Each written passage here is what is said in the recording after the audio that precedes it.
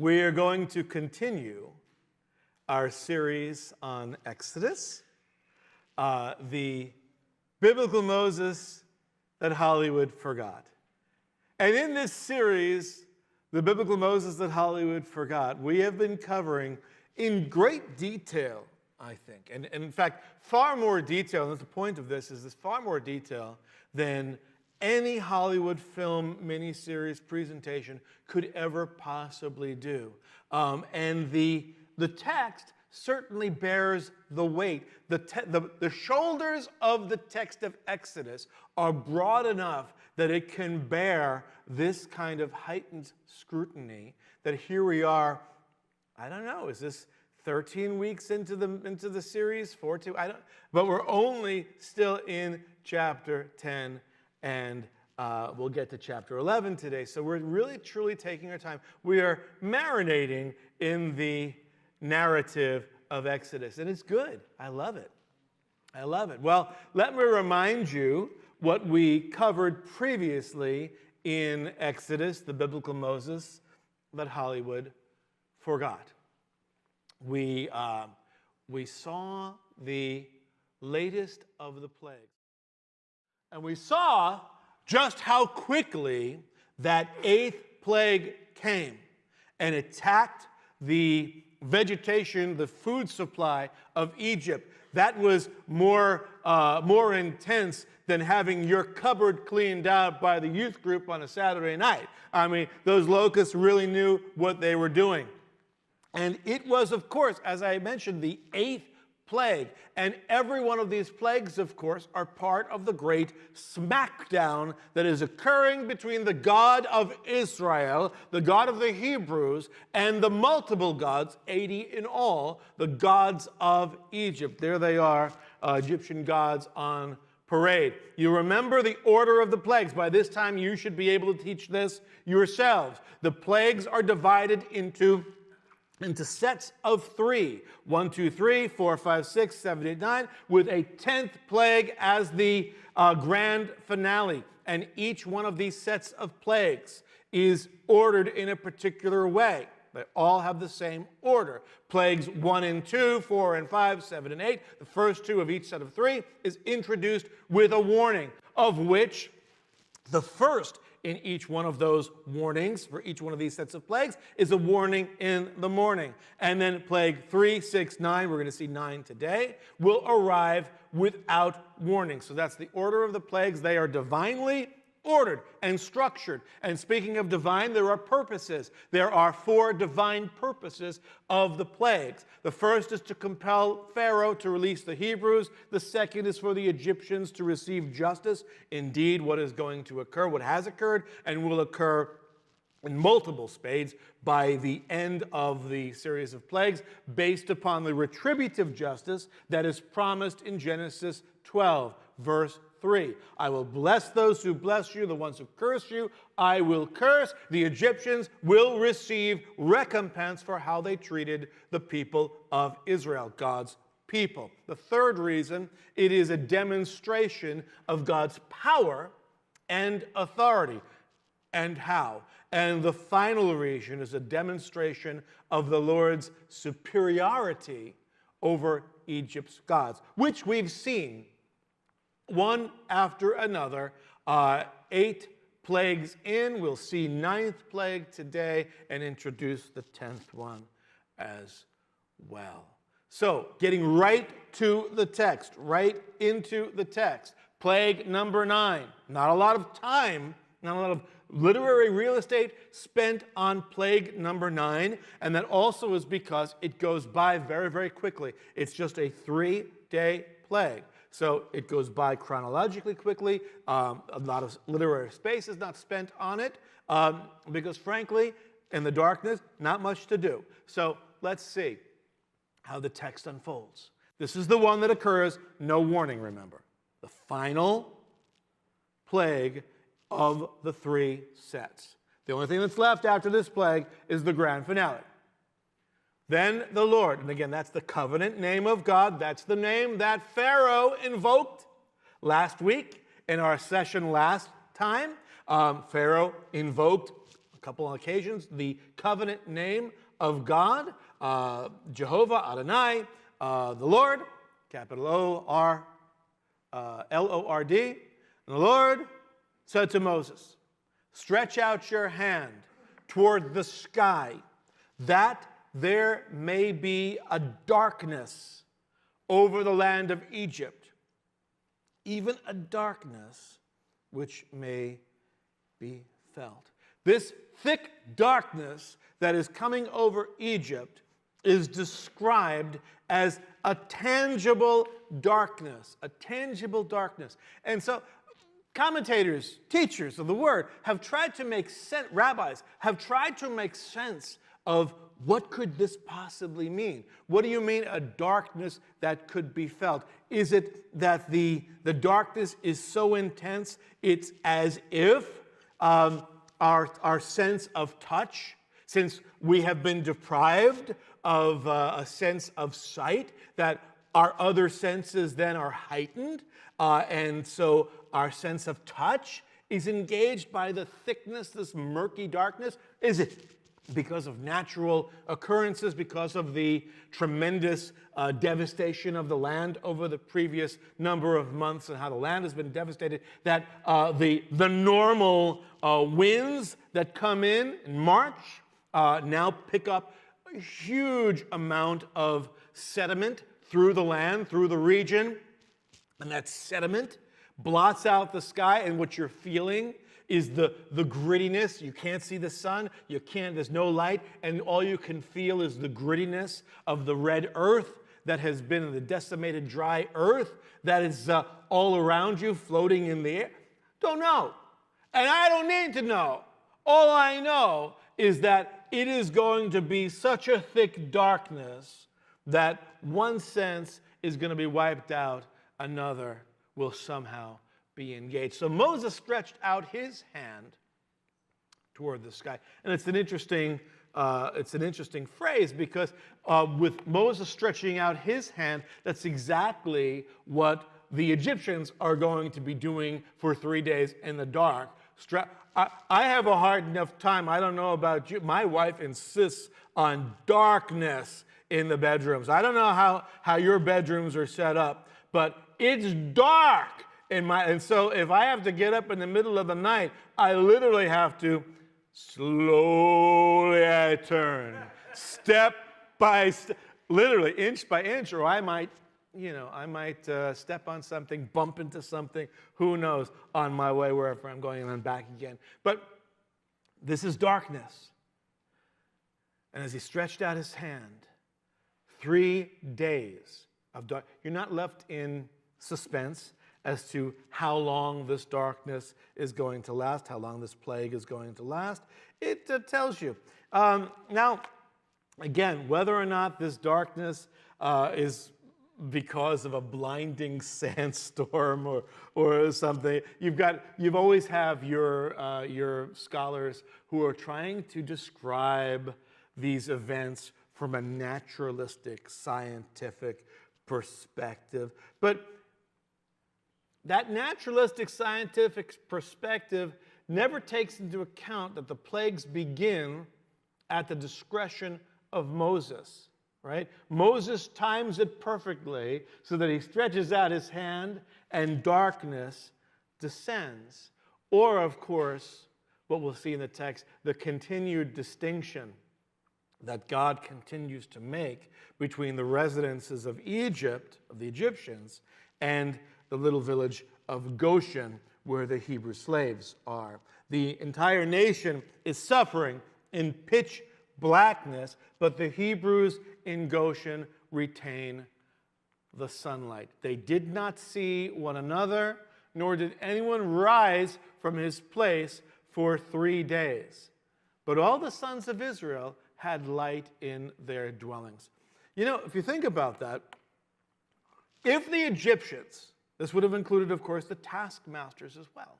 If the Egyptians could not see one another, nor could anyone really even see to get out of bed, to get out of your place of safety, wherever you've parked yourself for 3 days, that means that no taskmasters are showing up for work. And if no taskmasters or overseers are coming to work, that means that the Hebrews who continue to have light, they actually get 3 days off. They get a vacation built in. We're very nice. Nobody thinks about that, but yes, it's not like the Hebrews said, hey, we have light. Let's whistle while we work, and, hi-ho, off to work we go. Not at all. Right? The Egyptians are paralyzed by the lack of sensual sensual input. Right? Now, the chief Egyptian deity, remember all of these plagues challenge at least one, usually several, Egyptian deities. And this time it is Pharaoh's own divine father, quote unquote, Ra, who is the sun god. There he is with the sun over his head. He's got the sun in the morning and the moon at night. No, he's got nothing. He's got darkness this time out, right? Even though the picture has him with the sun. He's the sun god. He is the high god of the Egyptian pantheon. So God, to this point, been taken out second, third tier gods, little lieutenant gods and assistant gods and vice gods, But now he aimed to the highest, to the high god of the Egyptian pantheon, Pharaoh's own daddy, Ra. And this is surely a response to last week's statement by Pharaoh, where he said, Ra is before you. Right? Ra is, your God is powerful, but don't forget that he's not more powerful than our big gun. You can take out the little guns, but not the big gun, Ra. Just warning you, Moses, don't mess with Ra. Well, Ra's been messed with impunity. And not only Ra, but we've seen these guys, Shu and Nut, the respective sky god and goddess, would have been shown yet again to be impotent before Jehovah, before Adonai, before the covenant God of the Hebrews. So what are we going to do? Pharaoh calls to Moses, got on the telephone. Oh, there's no telephone, right? Well, how did he call to Moses? From his throne room? How did Moses somehow had his servants, maybe he himself crawled out of his bed, away from his throne, who knows? Right? Made their way toward the light in Goshen, got a message to Goshen. Called to Moses and said, okay,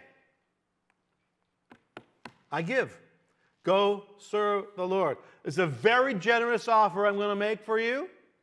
All right, it's a very generous, but I'm going to give a little, you got to give a little, right? You got to give to get.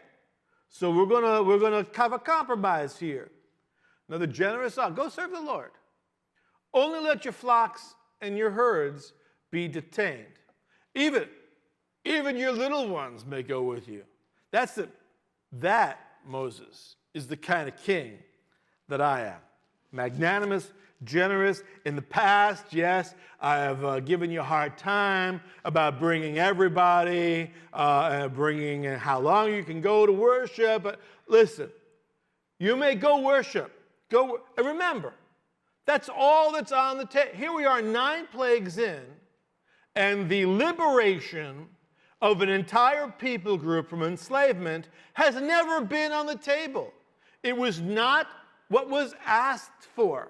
By design, God simply said, ask a minimal request. Let my people go to the border of Egypt for a 3-day worship service. Couple days travel, couple days back, 2 weeks tops. Let them worship the Lord. That's the simple request. No, let my people go because slavery is so bad, and no population should enslave it. There's no statement like that to this point in the text. A simple request. Let the Lord's people worship their Lord. Simple equation. And so Pharaoh said, okay, you know what? I can get behind that. You may go worship the Lord. Go serve him. Your covenant name of God. Again, remember, this is the God that Pharaoh, at the beginning of the encounter, chapters back, said, I do not know this God. Well, now he not only knows him, he knows him by name. He recognizes the covenant God of the Hebrews by name. He says, go and worship him. One compromise from you, however, I need a little collateral. Let your flocks and your herds be detained. And I'll let even, if you do that, even your kids can go. Look, that's the kind of guy I am. Well, the response is this. But Moses said, you must also let us have sacrifices and burnt offerings, that we may sacrifice them to the Lord our God. Your offer, Pharaoh, is objectionable. And let me tell you just how objectionable it is. Let me tell you what a non-starter this offer is. You better let us bring all our animals. Not one hoof shall be left behind. Remember, God had not yet revealed to Moses just which and how many animals he wanted sacrificed to him. And his people, once they got to the place of worship, they couldn't afford to be brought up short because they didn't have the right animals or the right quantity of animals to sacrifice.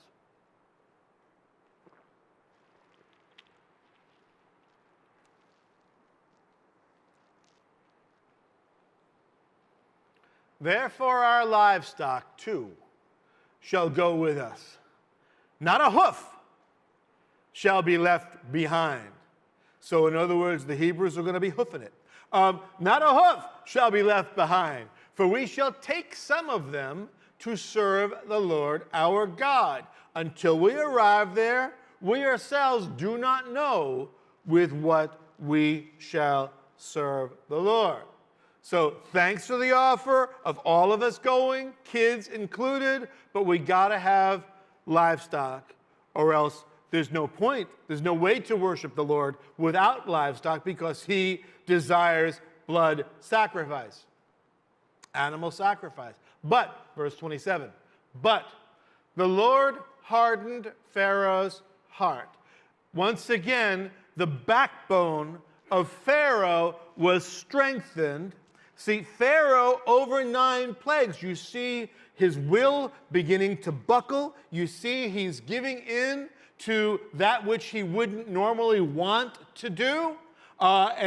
Because of the pressure that the Lord has brought to bear in these plagues. And each time, either the Lord himself or Pharaoh himself strengthens his backbone. So it's a better translation, I think, than hardening Pharaoh's heart. In other words, strengthened resolve. Strengthened Pharaoh's resolve. So that he would be now not willing to buckle under pressure anymore. And so that would explain why Pharaoh has this crazy bifurcated personality. I'll let you go, kind of, but no, I take it back. Right? Now, if Moses had only known, right, the rule that once somebody says something and you cry out, no takebacks, that it sticks. If only Moses had known that, maybe they would have been able to go worship. But Pharaoh continually takes it back. The Lord hardened Pharaoh's heart, and he was not willing to let them go. He rescinds the offer. And the king is going to now expel Moses and Aaron from his presence, and he's going to forbid any future return. Pharaoh said to them, "Get away from me," which I think if you take the Hebrew more colloquially, "Get off my case." It's probably more accurate. Get off my case. Get away from me. And beware. Do not see my face again. For in the day you see my face, you shall die.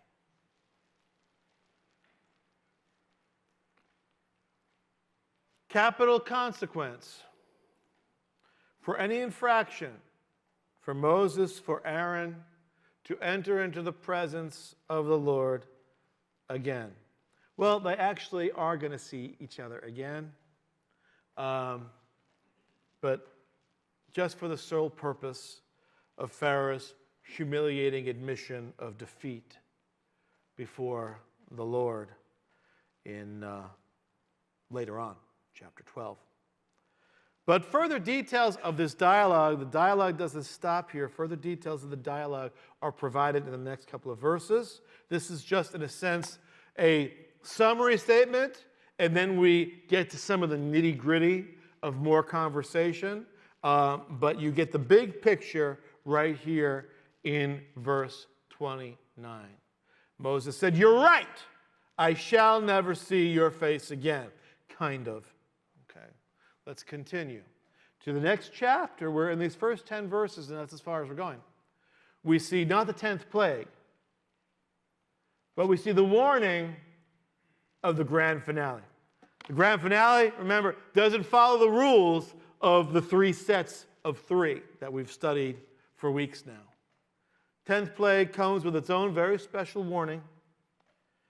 And these 3 verses that we're going to see form a parenthesis to the preceding conversation. So it's like taking that conversation, putting a parenthesis, the narrator saying, and by the way, right, for these 3 verses. So let's take a look.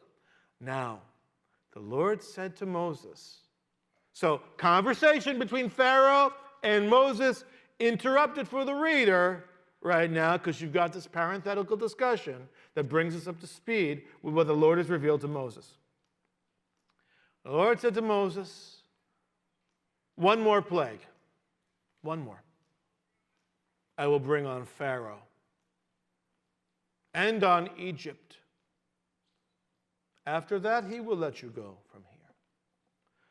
And when he lets you go, he will surely drive you out of here completely. So this provides the background information the reader needs. Remember previously, the Lord had promised Moses, this is way back at the burning bush, when Moses first was coming to Egypt. The Lord had promised that following the 10th and following plague, not only would Pharaoh let the Hebrews leave Egypt for this little temporary worship sojourn, 2 weeks. No, you're going to get more than that. After this one, he's going to passionately and permanently drive you out of Egypt. And Moses, well, look what Moses is commanded by God. Speak now in the hearing of the people, that each man, that's the Israelis, that's the Israelites, the Hebrews. Speak now in the hearing of the people, that each man ask of his neighbor and each woman from her neighbor for articles of silver and articles of gold. And the Lord gave the people, the Israelites, the Hebrews, favor in the sight of the Egyptians, respect, certain level of, you can understandable, awe, favor. Furthermore, the man Moses himself was greatly esteemed in the land of Egypt, both in the sight of Pharaoh's servants and in the sight of the people. Then and now, the people of the Middle East, as just a general characteristic, are impressed by strength. And there's a phrase for this, the strong horse. And the quote-unquote Arab street or the Middle Eastern street will invariably back what's called the strong horse. A demonstration of strength is respected. And that's exactly, there's no stronger horse in all of Egypt, the entire Middle East, than Moses himself. And he has got the respect of Pharaoh's servants and the people of Egypt. No longer, not only Moses, by this time the Hebrews are no longer loathed as the slaves they've been, no longer reviled as the slaves they've been, but they are now highly respected as the people of this oh so powerful covenant God of theirs, this Jehovah, this Adonai. And Moses' reputation, most dramatically, has been rehabilitated in the sight of the Hebrews. Remember, when Moses comes back, Moses flees, actually, first of all, remember, because some Hebrew says to him, who made you judge over us, right? And were you going to kill me like you killed the Egyptian? You're going to kill us? Moses flees because he's got no respect from his people. Comes back, people get excited. They hear about the bricks, making bricks without straw, having to scrounge their own straw up, doubling their labors.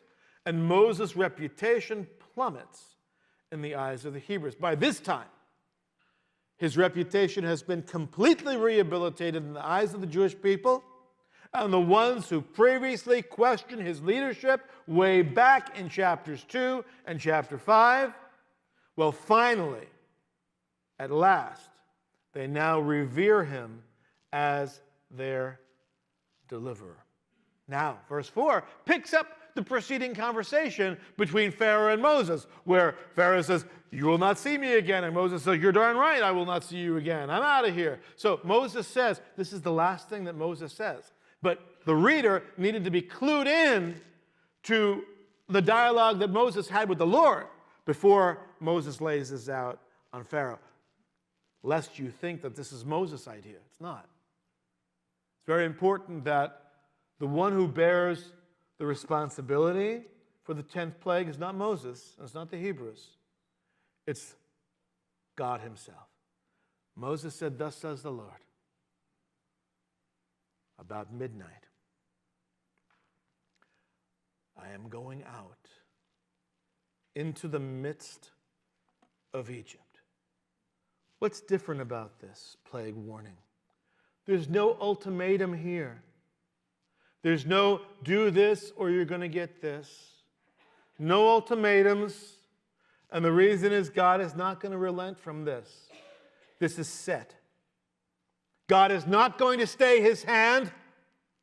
God is not going to exercise mercy under any circumstances. Feel the weight of this pronouncement.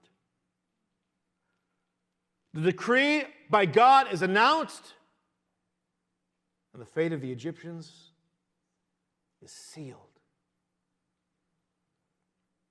About midnight,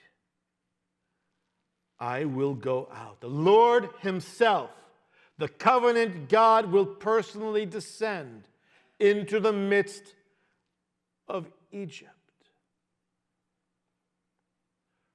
What's going to happen? And all the firstborn in the land of Egypt shall die, from the firstborn of the Pharaoh who sits on his throne, even to the firstborn of the slave girl who is behind the millstones, all the firstborn of the cattle as well. Every firstborn son of the Egyptians will die.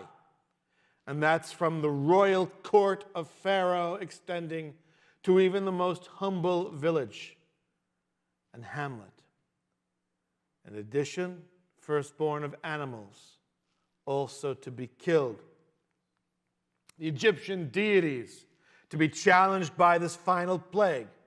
Isis, the goddess of reproduction, the ostensible protector of Egyptian children.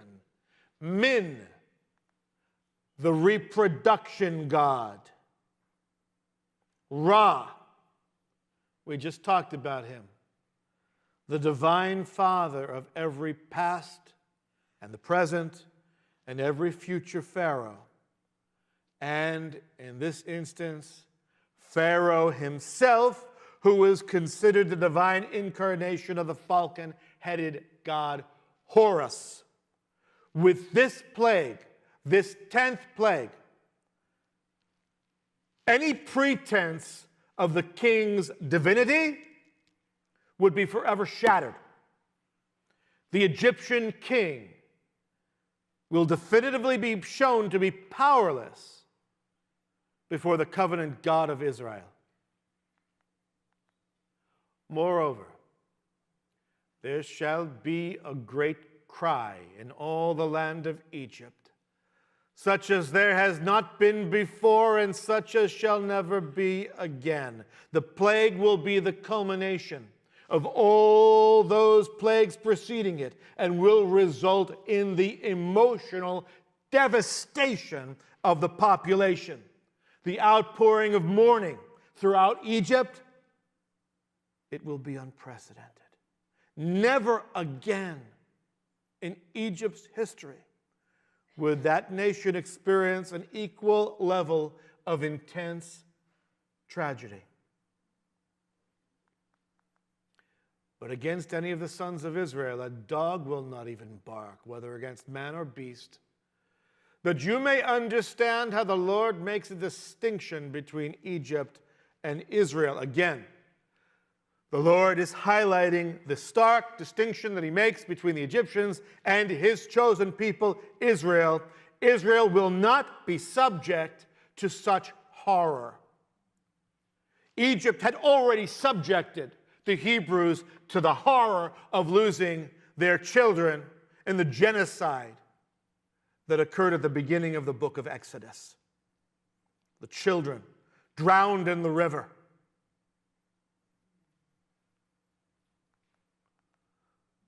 All these servants, all these, your servants, speaking to Pharaoh, will come down to me and bow themselves before me, saying, go out, you and all the people who follow you, and after that I will go out.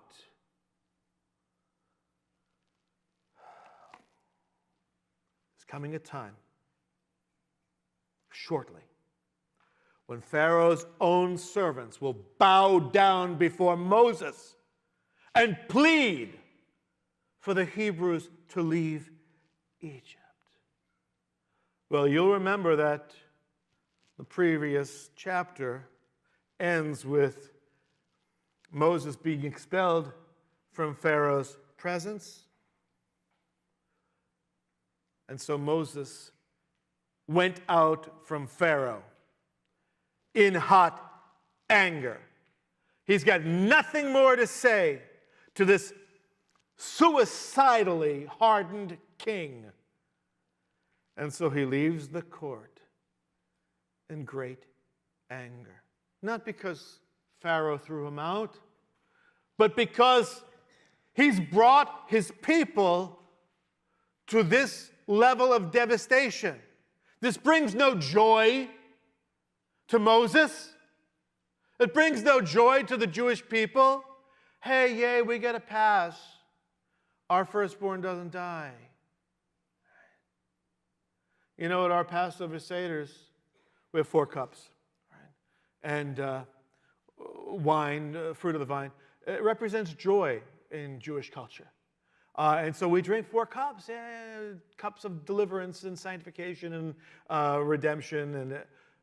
But that second cup, the cup of deliverance, we actually don't drink the whole cup. We diminish that cup by 10 drops, either using our pinky and spilling a drop out, or just literally drip dropping 10 drops out, 1 for each plague, because our joy cannot be complete based upon the tremendous, unprecedented suffering of the Egyptians. And so Moses is upset. He's angry. And he leaves Pharaoh's presence in hot anger.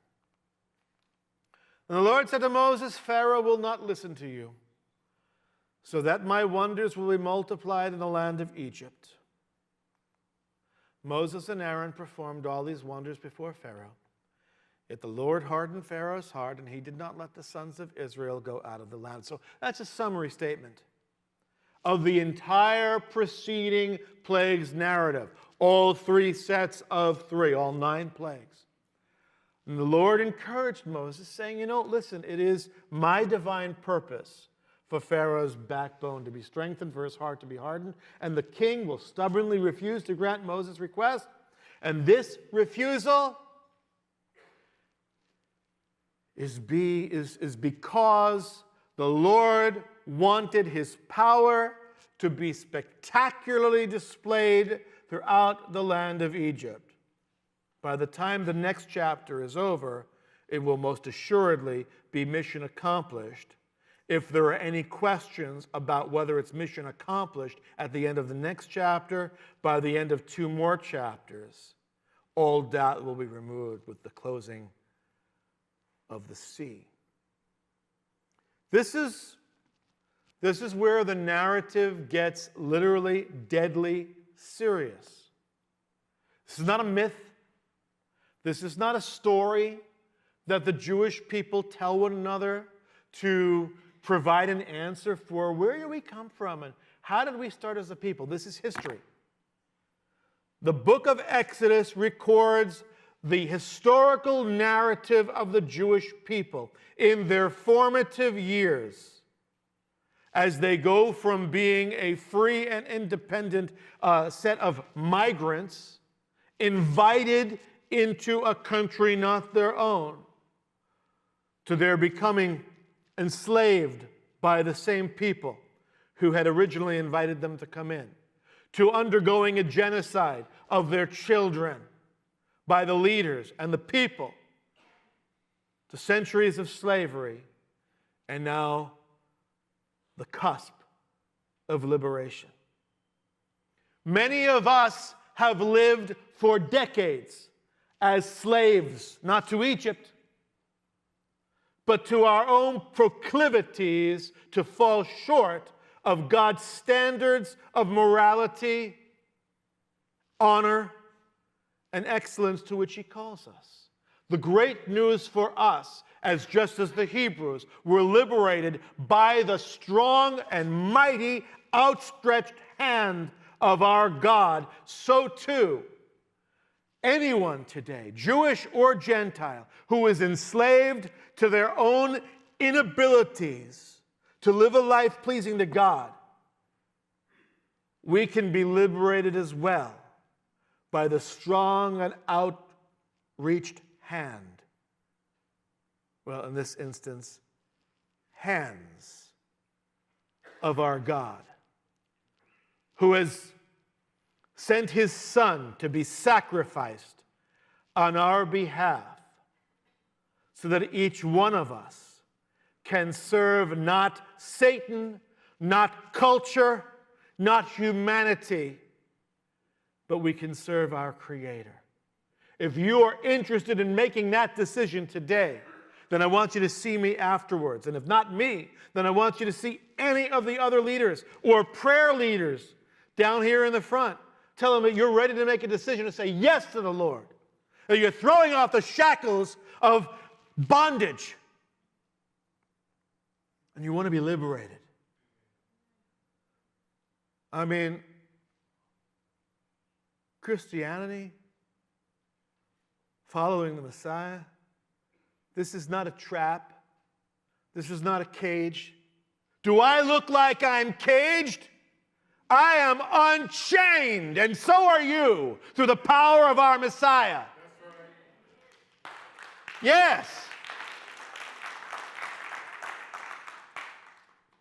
And for those of you, most of you have already made that decision. You're already following the Messiah. And well, some of us, let's be honest, there are moments in our faith walk where we are walking a little less consistently than at other times. Okay, and for those of you who fall into that category, I suggest you straighten up and fly right.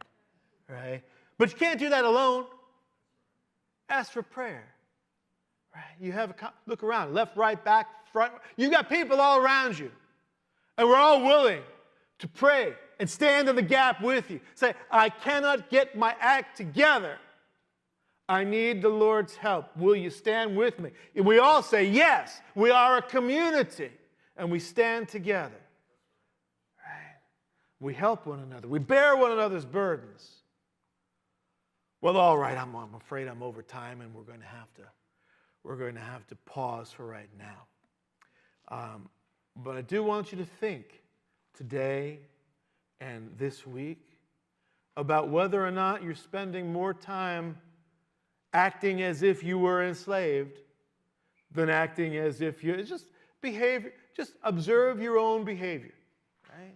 And if you feel like, well, you're not introspective enough to observe your own behavior, ask your spouse or your kids, how am I doing, right? If I had to be convicted in a court of law of following the Messiah, would there be enough evidence to convict me, right? Or would it be hearsay, right? So ask those questions. All right. Well, we're going to pick up our narrative. And listen, we are at the climax, the 10th plague. You know what the 10th plague is? There's not a lot of suspense to keep you in, because that one's got a lot of press behind it. You all know what the 10th plague is. But we are going to take 1 week, okay, between now and then. Next week, we have a guest speaker who is going to be here, a very good friend of mine.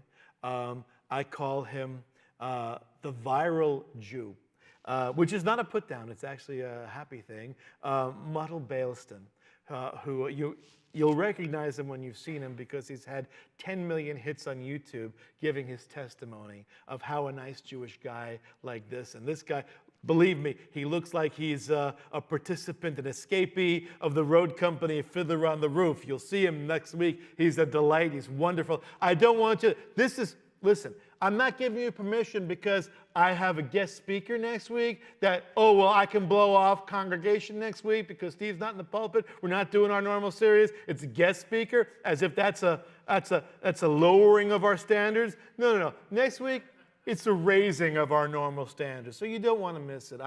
I'll be here. I'm not doing this because I'm not going to be here. I want to be here. I want to